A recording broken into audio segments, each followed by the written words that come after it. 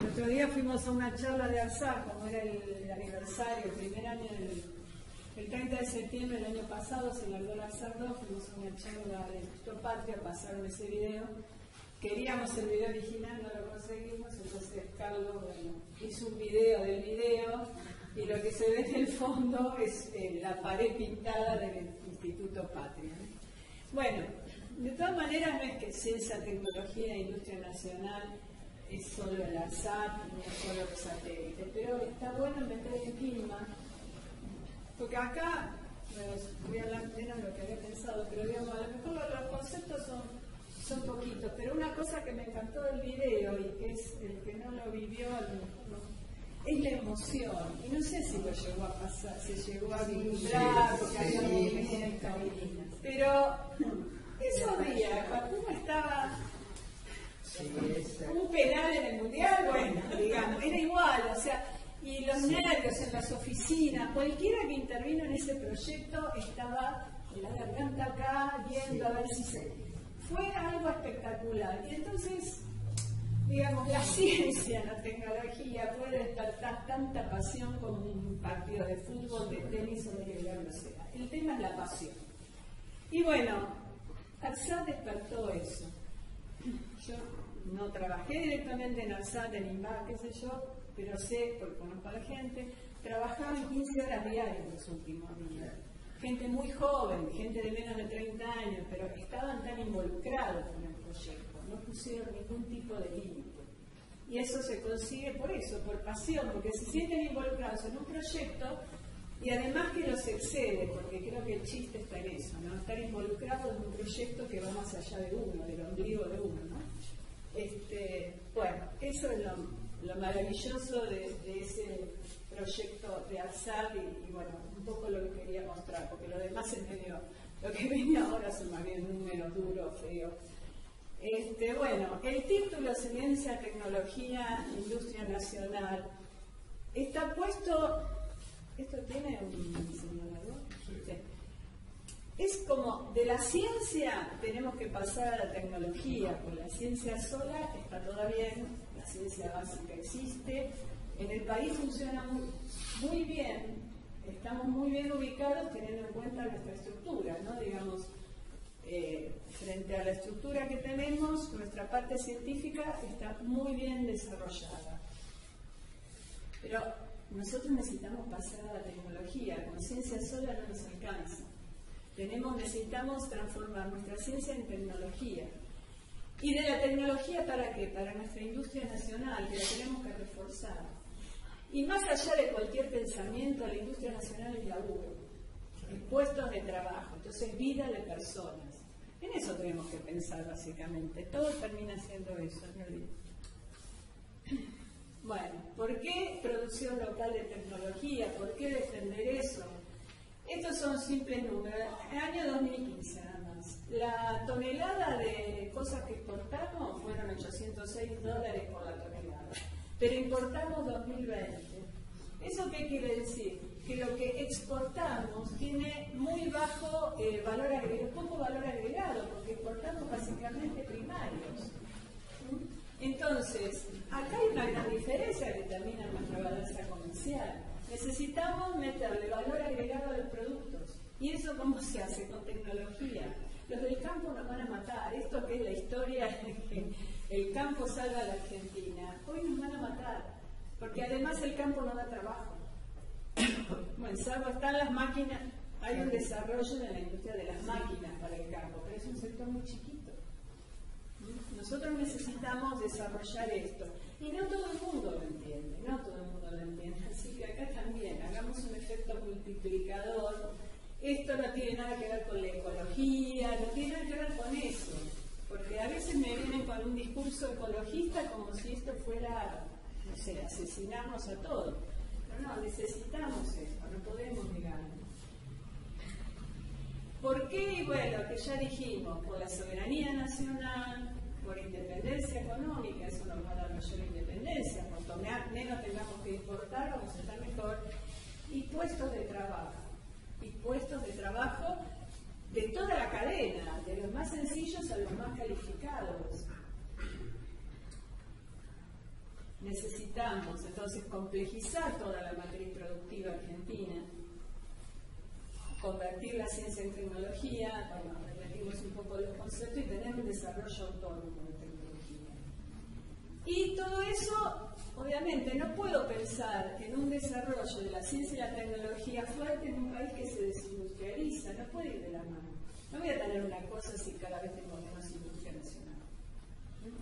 Las industrias que sean. Entonces necesitamos un país industrializado, desde todo punto de vista. Esto es como para ponernos, porque a lo mejor el que no está en el tema no sabe cómo es nuestra base nacional al respecto, ¿no? Primero, que todo lo que tenga que ver realmente con proyectos de investigación científicos y tecnológicos de envergadura, el que está atrás de eso tiene que ser el Estado. Eso pasa en todo el planeta. Hablemos de Estados Unidos, que es el mayor de todos. Pero a veces la gente se confunde y lo escucha, ¿no? Que como la investigación está en las universidades, en Estados Unidos, en las universidades son privadas, entonces que la investigación es privada. Y no es así. Las universidades no subvencionan las investigaciones con las cuotas de sus alumnos. Las investigaciones son porque tienen a alguien que les pidió un trabajo. A cada profesor, a cada uno que está ahí adentro, bueno, alguien les encargó un desarrollo. Y mayormente, no, seguramente no será al 100%, pero mayormente ese es el Estado. En el caso de ellos, y yo creo que en muchos casos, bueno, es a través de la industria de la defensa. Para ellos sería el de ataque, no el de defensa,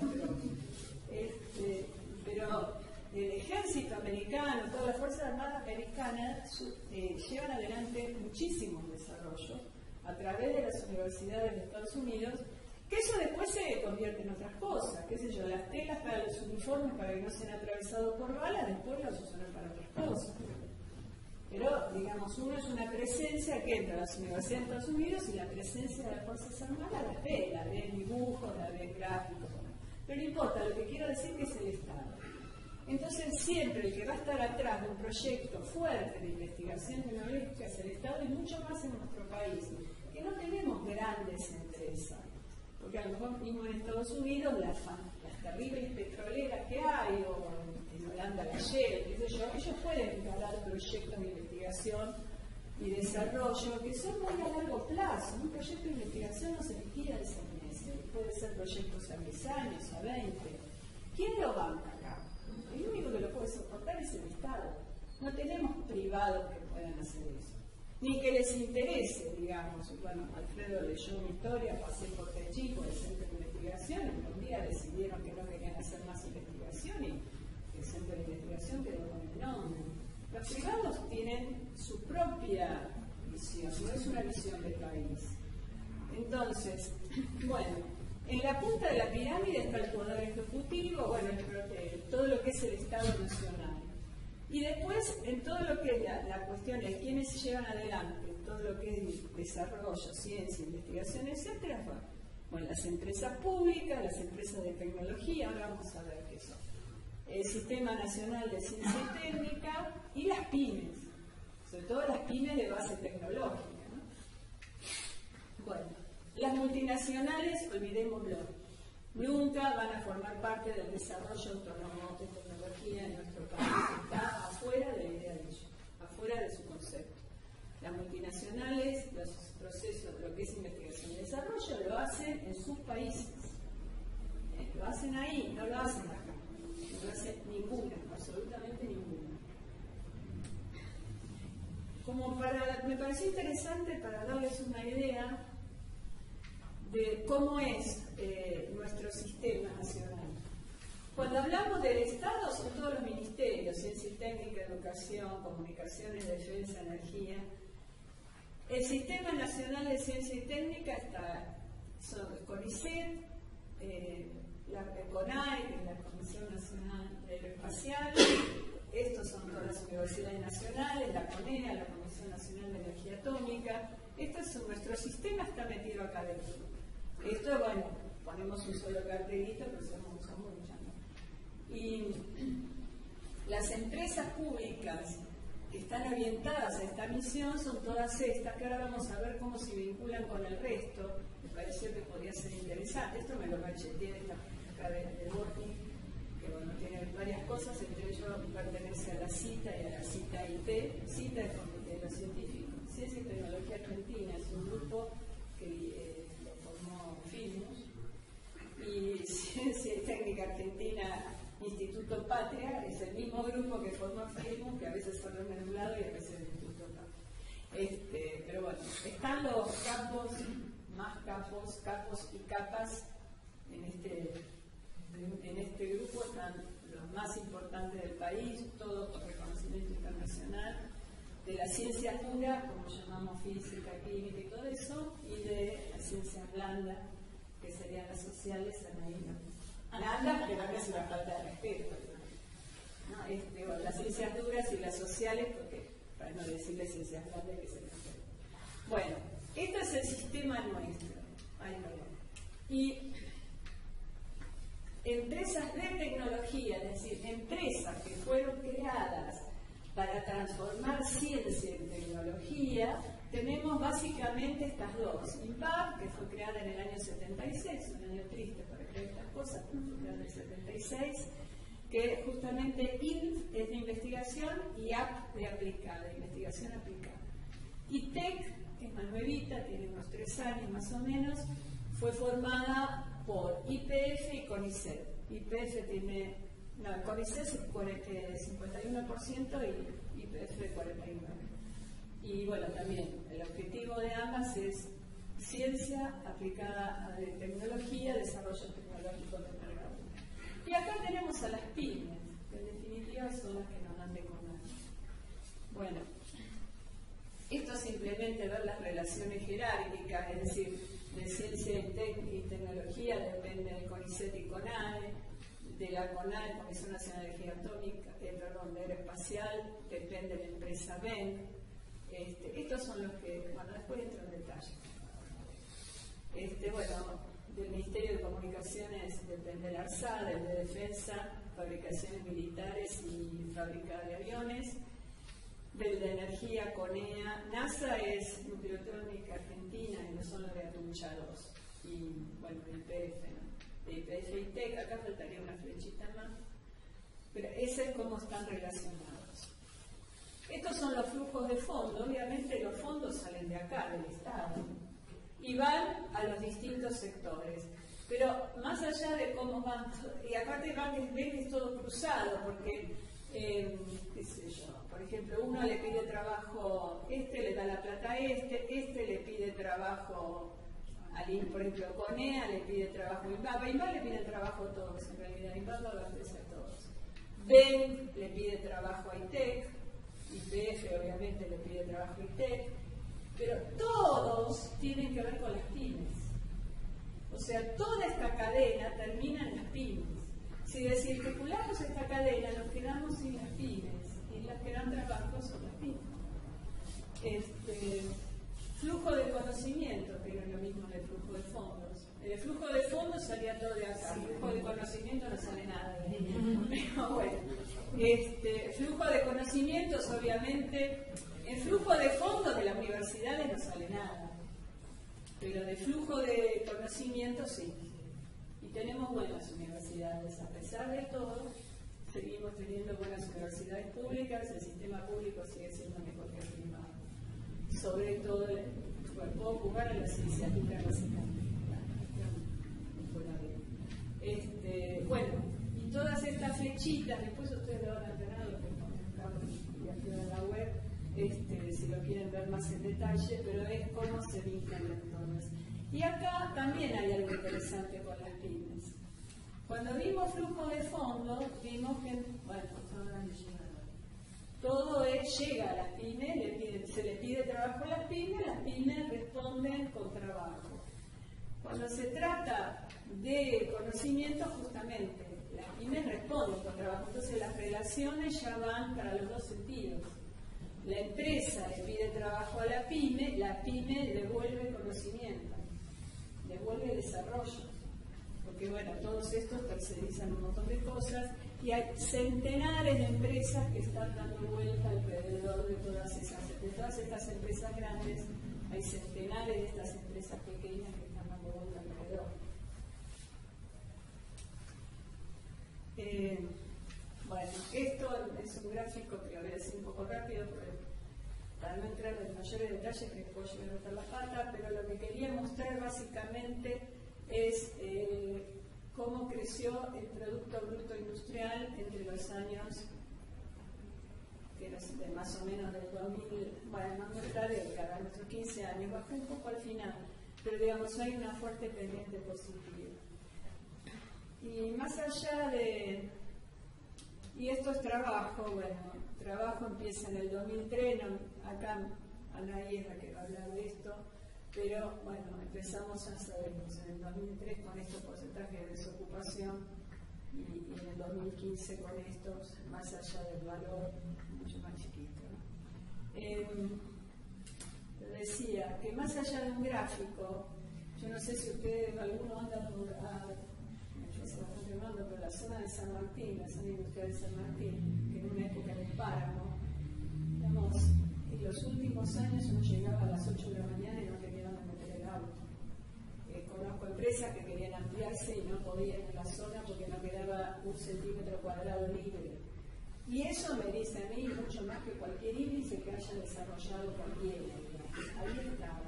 Me lo dice también que como docente de la Facultad de Ingeniería, en los últimos años empezó a crecer la matrícula. En los años yo estoy en la facultad como alumna del 75, como docente del 81, 82. En el Menemato murió la Facultad de Ingeniería. Quedó, bueno, salvo computación, que eso siempre creció, pero mecánica, civil, murió 20 veces menos de lo que y bueno, en los últimos años la matrícula empezó a crecer, no recuperamos la cantidad de alumnos de hace 35 o 40 años, digamos. Pero sí recuperamos un montón, tenemos más gente. ¿Por qué? Y porque los alumnos, la gente empezó a ver, los chicos empezaron a ver que ingeniería ya no era una cosa devaluada, o la ciencia, no era una cosa devaluada, sino que tenía un valor, tenía importancia y además, sobre todo, podían tener trabajo. Porque, bueno, también me acuerdo de los años en que estuve en Pekín, nadie se iba, no importaba qué pasara, nadie se iba porque no había dónde irse. En los años posteriores, a la gente, a los chicos sobre todo, porque son los que más cambian, había que agarrarlos, no te vayas, venite. Y eso, más concreto que eso, más que cualquier índice, es esa realidad palpable. Los pibes no se recibían, el decano de ingeniería se quejaba, no se reciben. ¿Por qué? Porque las empresas los buscaban, en el 4, 5, 6 años ya los buscaban.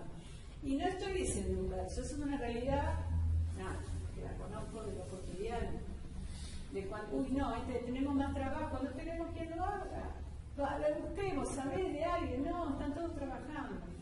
Y bueno, entonces había más alumnos que estudiaron ingeniería. Bueno, ahora no sé qué va a pasar, pero bueno.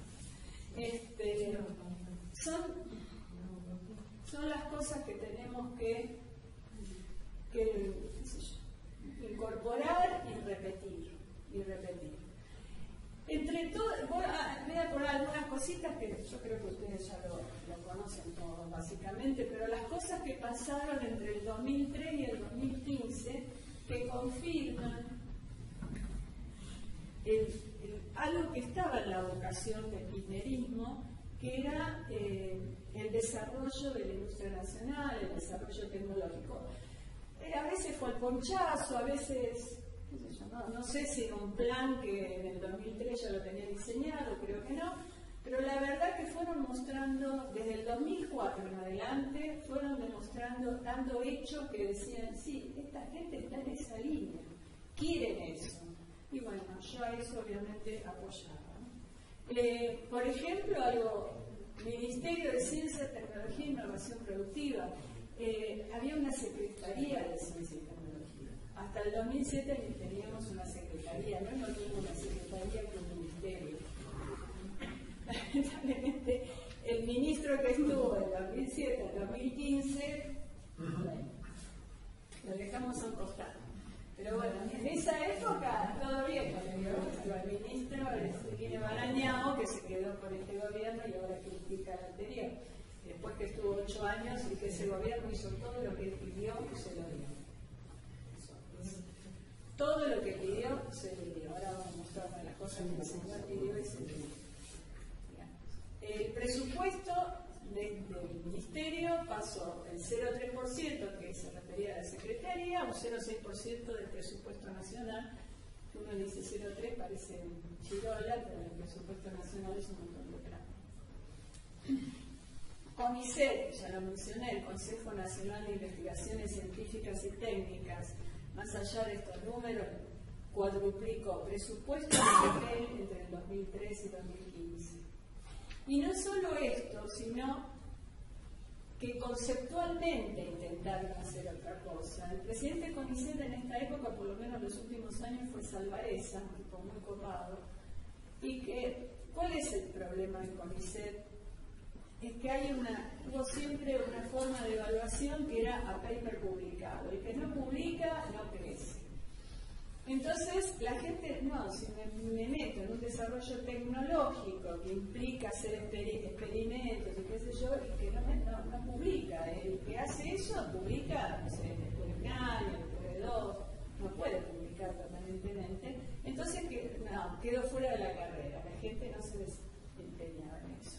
Bueno, hubo fuertes intentos desde Salvarezza, desde Sirkin, que era el secretario de investigación de la UBA, gente que lo que ha tratado es crear dentro de CONICET la carrera de tecnólogo, es decir, que no sean evaluados exclusivamente por los papers, sino que también exista la carrera de tecnólogo, no el que va a publicar continuamente, sino alguien que se dedica a esta otra área que, bueno, por sus propias características no permite hacer publicaciones tan seguidas. Entonces eso, no sé si para el Lego, aunque no está en el tema, significa mucho, pero en realidad sí es un fuerte impulso. Crear la carrera de tecnólogo dentro del CONICET es importante. Tengo entendido que ahora estamos volviendo para atrás. Programa Raíces. Esta cantidad de científicos repatriados no es chiste tampoco. Conceptualmente no es chiste. Frente a la cantidad de científicos que tenemos en el país, no sé qué porcentaje es, pero tampoco la verdad que no lo sé. Pero es muy triste. Las universidades de Estados Unidos están llenas de argentinos, y seguramente las de Europa también. Conozco Estados Unidos y España en ese aspecto, pero seguramente hay en Francia y hay en Inglaterra, etc. Y es triste porque, ¿dónde estudiaron? La carrera de grado la hicieron acá, en el sistema público de educación. Las hicieron en nuestras universidades públicas. Hicieron su carrera en ciencias exactas o en ingeniería. Supongo que en las ciencias sociales debe pasar lo mismo, no lo tengo claro, pero en ingeniería y en exactas sí. Hacen la carrera de grado acá, hacen sus doctorados allá, y allá como los valoran mucho y les ponen todo a su disposición. Después, bueno, los que vamos a hablar si tienen les cuento anécdotas, porque son realmente increíbles las cosas que pueden llegar a ofrecer cuando las universidades empiezan a pelear con alguien que consideran valioso, y se quedan allá. Entonces, cuando es el momento de devolver, no de sentarse a estudiar y recibir, cuando es el momento de devolver, no lo devuelven acá, producen allá. No los critico a ellos, no critico al que lo hace, sino que tenemos que entender que nos necesitamos acá, que tenemos que darle las condiciones acá para que trabajen. Uno entra a una universidad allá y entra a la universidad acá, va a la oficina del supercapo de allá o a la oficina del supercapo de acá, y bueno, las de acá a veces son para llorar, realmente son para llorar muchas veces. Entonces, el esfuerzo económico que hizo el país para repatriar a esta gente, que esta gente quiso venir, es muy valioso, y bueno, es otra cosa de las que en una propuesta de gobierno que hagamos tendríamos que también insistir. Educación técnica. Bueno, por toda esa reformulación del sistema educativo que empezó a hablarse en la época de Alfonsín, que al final quedó copado por la Iglesia, algo que podría haber sido espectacular, terminó copado por la Iglesia, qué sé yo, la mayor parte del país se destruyeron las escuelas técnicas. No sé en Neuquén, que seguía teniendo el sistema de educación de Argentina, no sé si lo sabes, pero en el resto del país se anuló. En la ciudad de Buenos Aires seguía teniendo escuelas técnicas. Bueno, en los últimos años, además de los millones que se dedicaron a la educación técnica, se insistió mucho en la creación de nuevas escuelas técnicas, porque no todo el mundo tiene ganas de seguir en la universidad. Ganas o posibilidades. Sale de una escuela técnica con un oficio, con un trabajo, y oficio, digamos, una tecnicatura, digamos, siguen. Entonces, este esfuerzo que se hizo también es muy valioso. La gente, y ahí ya nos toca una parienta, la gente que trabajó en esto, la mayor gran grupo de unas 50 personas que están en el Ministerio de Educación, eso lo digo no como una prima que me lo cuenta, vinieron de los 50 a 47, esas. Pero bueno, esto fue otra de las cosas que indican el aprecio que hubo por la tecnología. Lista de cosas. Radares, 2004. Ahí, bueno, es una anécdota que cuenta Firmo, que se la escuché varias veces, pero en 2004 él era ministro de Educación, creo que ya en esa época. Pero bueno, el ministro Kirchner me dijo, tenés que ir a donde van a discutir los distintos personas de las Fuerzas Armadas, que hay que comprar, necesitamos los radares.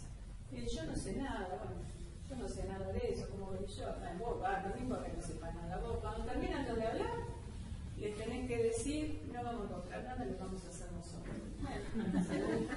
Según cuentan Circus, él fue, se bancó 4 horas o 5 horas mientras todos hablaban y explicaban si había que comprarle los radares por Italia, por Francia, qué sé yo.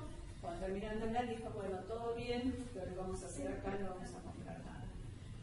En el 2004, Kirchner le pidió esta tarea, se me encargó en BAP. Los satélites geoestacionarios. En el 2006 estaba en crisis NahualSat, la empresa satelital nacional que en esa época estaba totalmente en crisis y habían hecho todo. Y estábamos por perder las órbitas que nos habían sido asignadas, el 81 oeste y la 72 oeste, creo que era.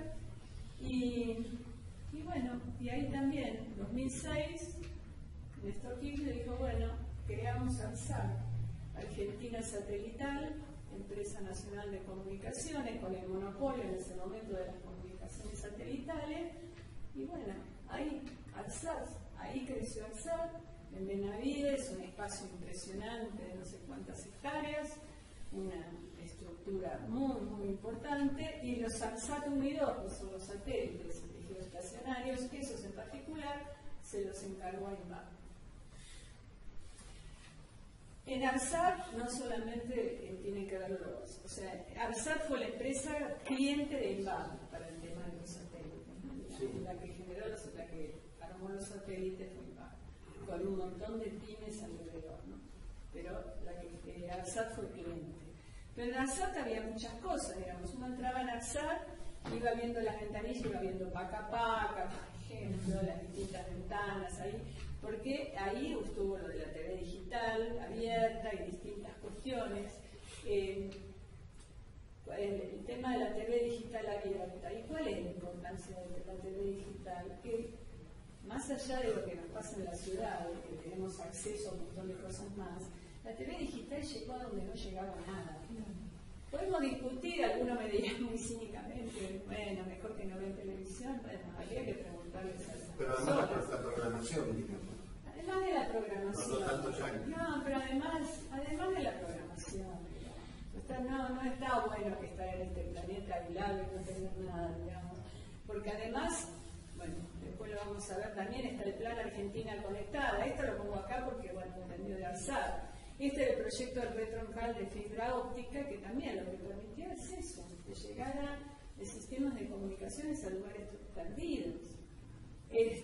Y eso es otra vez, es vida humana, es calidad de vida de personas, o sea, ciencia, tecnología no son cosas abstractas para un grupo de locos en un laboratorio, es vida de las personas, es calidad de vida. Bueno, crearon también esta empresa, CEATSA, que es entre INVAP y ARSAT, que acá se ensayaron los satélites. Bueno, los ensayos que se hicieron en Argentina se hicieron acá. Bueno, es un centro de alta complejidad, realmente muy interesante también.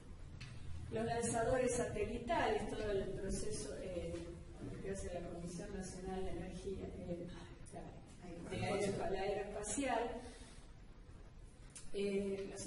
se llama tronador, que se está tratando de armar ahora, que el tronador tiene que largar a los SARE, que el proyecto SARE creo que está en este momento demorado también.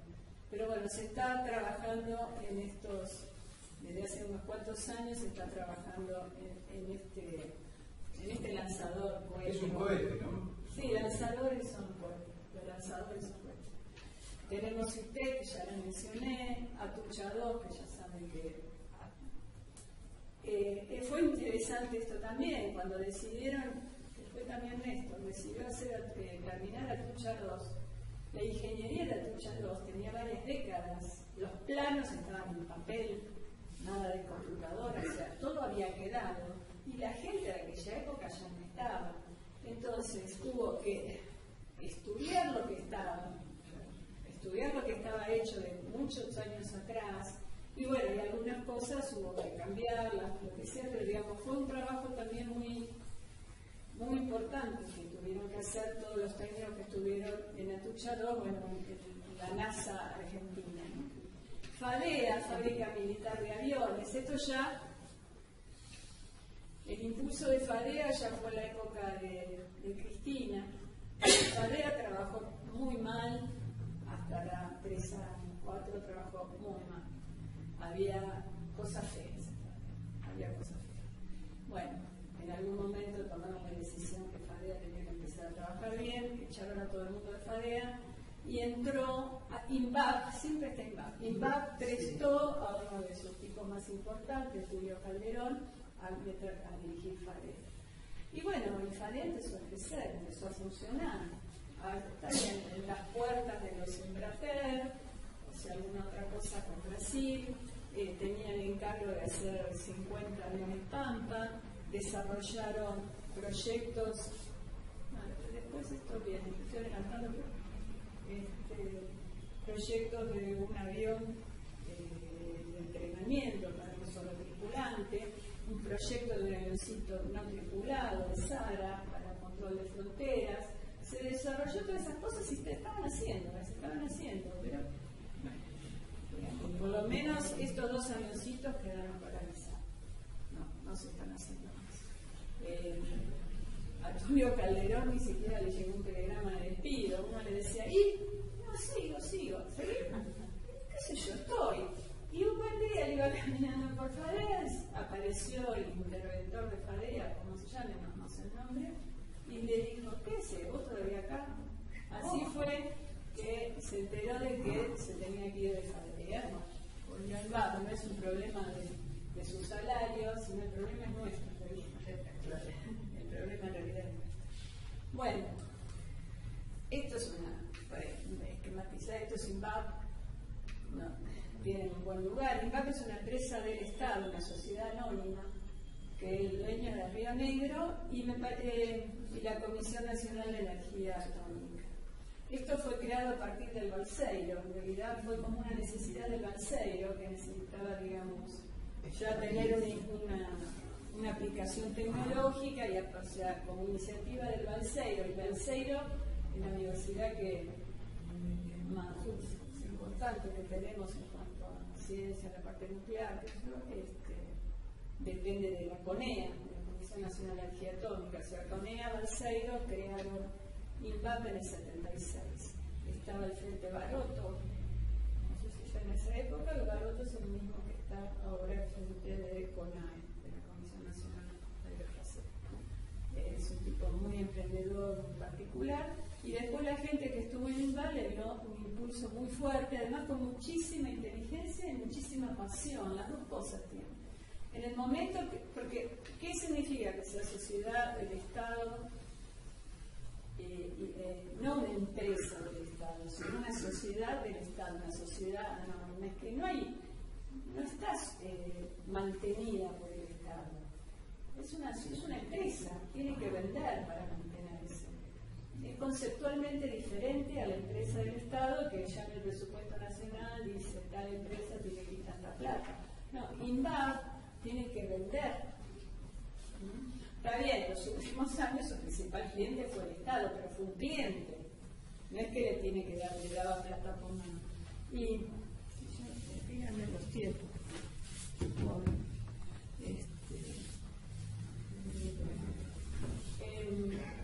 en un momento INVAP que veía que ¿qué hizo? Bueno, se va diversificando, está en un área y bueno, se cambia a otra. Y gracias a ese cambio que hizo en algún momento, por la década del 80, por ahí, la Argentina le vendió reactores nucleares a Australia, a Egipto, a Perú y a algún país más que no me acuerdo. Bueno, acá dice Brasil, Arabia Saudita, Argelia, Egipto, India. Entonces, bueno, no parece poco, ¿no? Que nuestro país venda centrales nucleares a estos países. Australia, que forma parte del Commonwealth, bueno, también. Así que en una época tenía oficinas en alguno de estos lados para bueno, una de las cosas que se hicieron después en los años 61 llegó a la Argentina Clementina, que fue la primera computadora que tuvimos en la importancia, ¿no? Y trabajó durante 10 años. La otra vez decían que la noche no va a estar en largo, la habían roto, pero eso no fue cierto, no fue una exageración, no la tocaron. Siguió trabajando y esperamos 45 años para la segunda gran computadora. Esto también fue de la época de los últimos años. Esta computadora está en pleno funcionamiento de un año, porque bueno, ponerla en marcha, entre que se hizo el trámite, se compró, llegó, se puso en marcha, pasaron como 3 años. Pero bueno, desde el año pasado seguro ya está en funcionamiento. Esta vez ocupa un espacio bastante grande. Acá dentro hace mucho frío. Sí, no. Acá dentro hace mucho frío. Las características están acá, no las voy a decir, después le preguntan a Carlos a ver qué significa eso. Y está ubicada en este edificio. Estas son todas las cosas que el presupuesto nacional que fue al Ministerio de Ciencia y Técnica, porque en definitiva todo lo que dio esto, y Merlina Barañao, que ahora dice que aquel gobierno no pudo trabajar, bueno, le generaron este edificio. Acá adentro este es el Centro de Simulación Computacional, acá adentro está la computadora, esto es la calle Paraguay, ahí atrás estaba Bodega Gio. Sí, por eso se lo llama el uno lo conoce como Gio. No lo conoce como Gio, pero se llama así. ¿Tiene wifi? Acá atrás, bueno, si no perteneces al instituto, no te conectas. Acá atrás no se ve, pero el edificio de ladrillo es lo mismo que pero con otro tipo de frente, que es el Ministerio de Ciencia, y más atrás está el edificio nuevo del CONICET. Es una inversión fuertísima. Bueno, el apoyo siempre a lo que es ciencia y tecnología. Bueno, más fotos del ARSAT, nada, todo esto del ARSAT. Esto sí se lo quería comentar, no está escrito acá, esto es una ayuda de comunicación. Si ARSAT no es, o sea, yo me acuerdo cuando salió el ARSAT 1 o 2, que se hizo, bueno, el primer satélite, qué sé yo, que la data en la tele, y después lo repitieron mucho, no es el primer satélite, qué sé yo, no, o ignorancia o mala fe, o las dos cosas.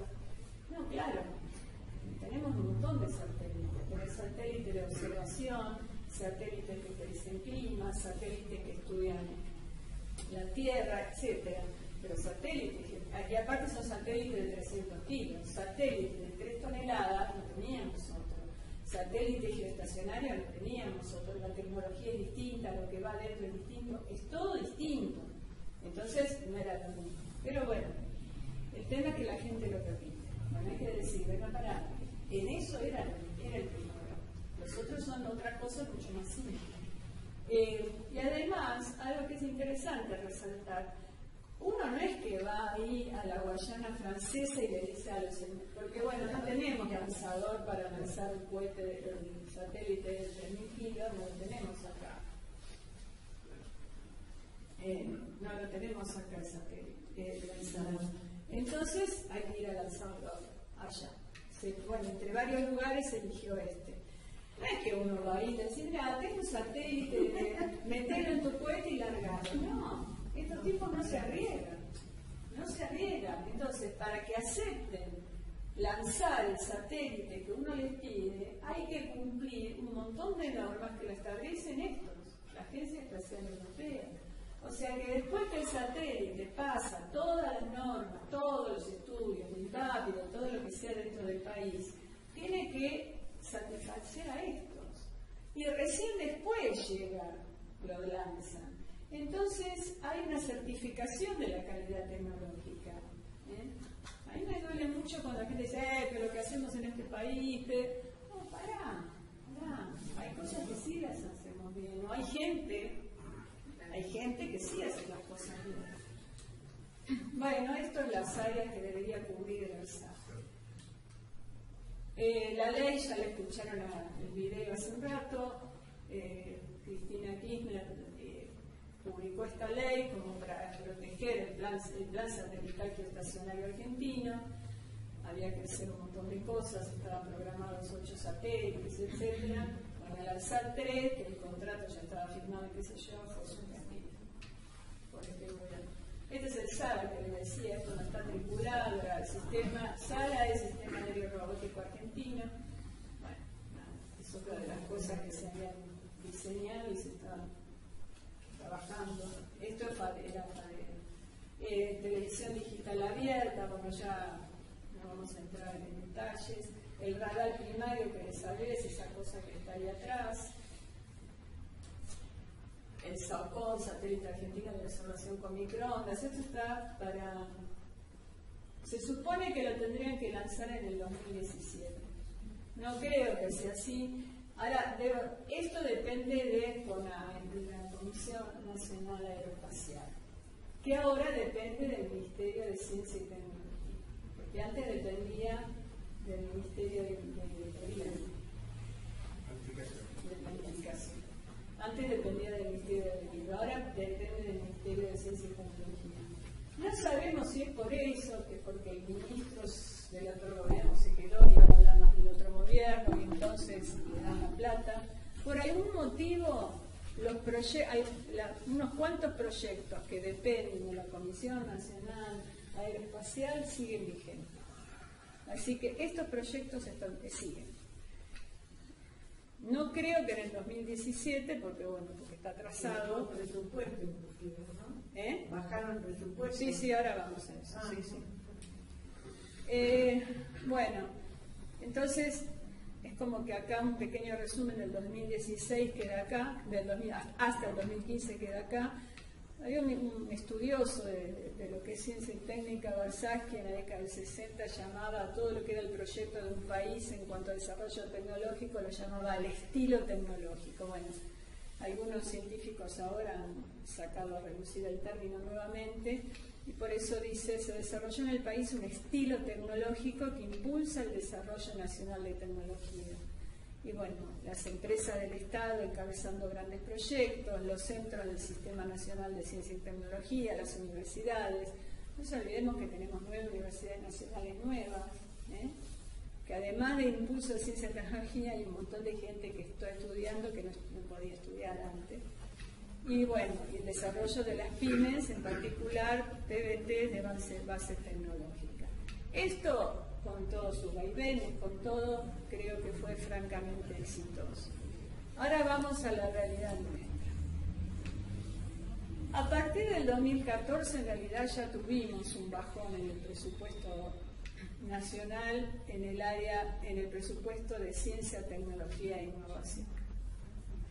Pero este bajón fuerte es este año. O sea, el presupuesto que no está aprobado todavía, pero que seguramente van a aprobar, pasa del 0,71 al 0,59% del Producto Bruto dedicado al Ministerio, que implica el Ministerio en sí, todo lo que es el Ministerio en sí, implica el CONICET, que depende del Ministerio de Ciencia, implica CONAE, que depende del Ministerio de Ciencia, implica también la Agencia Nacional de Promoción Científica y Tecnológica, que es un área del Ministerio de Ciencia, que es un poco la que decide los proyectos de investigación, etc. Bueno, esto es, no importa, los distintos, por cada área, cómo es la caída del presupuesto, pero, digamos, en el CONICET a precio a dólar más o menos sigue, pero lo que dicen es, no está escrito acá, lo que dicen es que no pueden aumentar sueldo, no se puede aumentar nada, porque en algunas cosas sigue, pero bueno, con las devaluaciones, etcétera, etcétera, etcétera, que no se puede incrementar todos los gastos del CONICET, sobre todo el sueldo promedio de CONICET de 19.000 pesos, que teniendo en cuenta que ahí están los científicos más importantes del país, me parece mucho. Bueno, y otra cosa importante que antes mencioné, los proyectos científicos y tecnológicos son proyectos a largo plazo.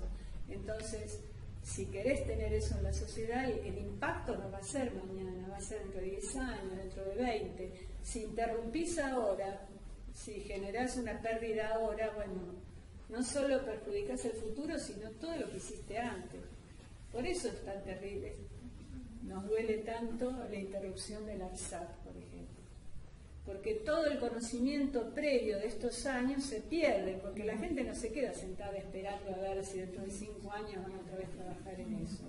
Y además que dentro de 5 años seguramente hay otros desarrollos, hay otra historia, ¿no? O sea, falta continuidad, como dijo la expresidenta, falta continuidad. Estas son todas las cosas que nos pasan por el presupuesto nuevo. En el INTA, o sea que es tecnología agropecuaria, y la reducción del 25% del presupuesto. En el INTI, que es tecnología industrial, 27%. Esto es un instituto de investigación de defensa, 7%. Estos estaban encargados de construir vagones. En fabricaciones militares, 15%. En el Instituto Nacional de Agua, 17%. En la CONEA, el 12%. Todo eso es reducción, o sea, reprimarización de la economía. Estos son lugares de donde pueden ver toda esta información. En cuanto a lo satelital, es más o menos lo que ya les dije. Por más que haya habido una ley, este gobierno la ley no le importó. Por más que hay mucho todavía para vender del ARSAT, en lugar de vender el ARSAT, declararon política de cielos abiertos y ya tenemos 4 satélites. Ayer se oficializado para otros 2 satélites de empresas extranjeras. Esto, bueno, Eutelsat, qué sé yo, Eutelsat, no importa los nombres, pero la cuestión que política de cielos abiertos, así que no tenemos ya el monopolio satelital y bueno, ya nos van a dar servicio otros satélites, cuando el ARSAT-2 todavía tiene más de la mitad para vender, digamos, todavía tiene capacidad para dar mucho más. Bueno, ya tenemos 4 satélites franceses en general para ocupar nuestro espacio. Perder el tren, digamos, también se empezó en 2006 a tratar de reconstruir toda la cuestión ferroviaria, construir vagones. Primero era arreglar los que estaban, después era construir nuevos. Se firmó el contrato con Belgrano Cargas, tratando de desarrollar todo eso de nuevo. Bueno, ahora otra vez, el anterior gobierno también compró muchos vagones a China, eso es así, compró muchísimos a China, pero también estaba fabricaciones militares y a través de CITEDEFA generando nuevos vagones. Bueno, ahora se los compramos a China. Ajustan en universidades públicas, bueno, hay subejecución del presupuesto, además de la reducción, y bueno, en general dicen qué sé yo, en el 2015 la mitad de los estudiantes de la UBA, aunque estos 150.000 estudiantes en la UBA sola, 150.000 estudiantes del país recibían becas, ¿no? A través del Plan Progresar,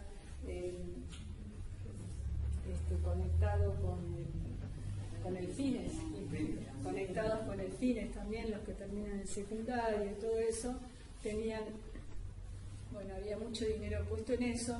Con la subejecución del presupuesto, eso no se está pudiendo mantener, así que, bueno, por decirlo rápido, también en lo que es en las universidades públicas, si buscan en internet IEC, CONADU, hay un largo informe que detalla muy bien todo esto. Demora en la incorporación de investigadores en CONICET, de los 900 que tendrían que haber entrado en este año, entró la cuarta parte, aparentemente, teóricamente tenían que entrar más. Habían prometido de entrar algunos más, no entraron, con el perjuicio que son hay gente que ya concursó, que ya fue evaluado, etcétera, etcétera. Bueno, para cortar la cosa, una frase de Sábato y Jorge, del científico, ¿no? En Botana, tenemos que lograr la capacidad técnica científica de decisión propia a través de la inserción de la ciencia y la técnica en la tarea misma del proceso de desarrollo. Y para terminar, una frase que me gustó, que está atribuida a un taxista anónimo y que me dijeron que está en un libro de Jorge Sábato, el creador de La Conena. Sí, lo aporto en este instante. Pero, bueno, no lo chequeé, pero la frase es esta y me encantó. Taxista. Después de tanta milladura, es difícil soñar en cosas grandes. Bueno, que no nos pase. Bueno, listo, gracias. Disculpen si me lo